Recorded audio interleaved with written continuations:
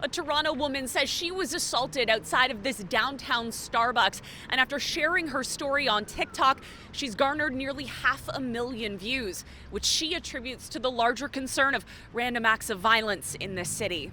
I'm sorry, I'm crying because I am shook.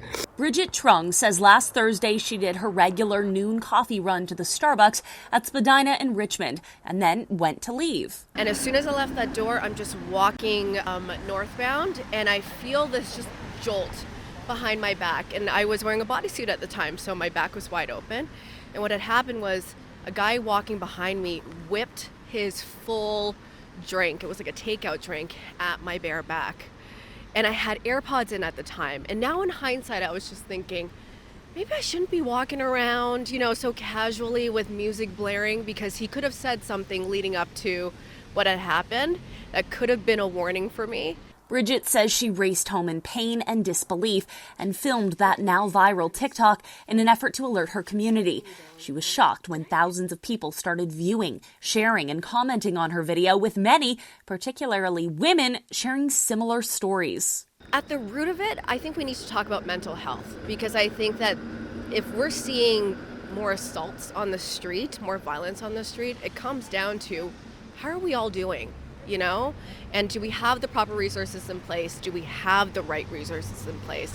But also awareness.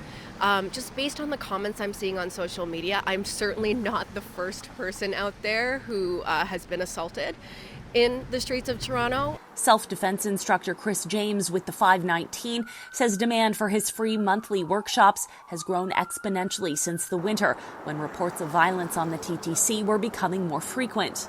Last year, we were getting an average of 10 to 15 signups. Now we'll have, on average, anywhere from 30 to 50 signups. And we already have people signed up for May and June and July. So people are scared.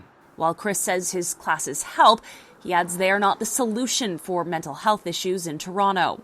We reached out to Toronto Police for comment, but did not hear back in time for broadcast. Bridget says the assault could have been worse, but she still reported it to police. No word yet on any suspects. At Spadina and Richmond, Michelle Mackey, City News.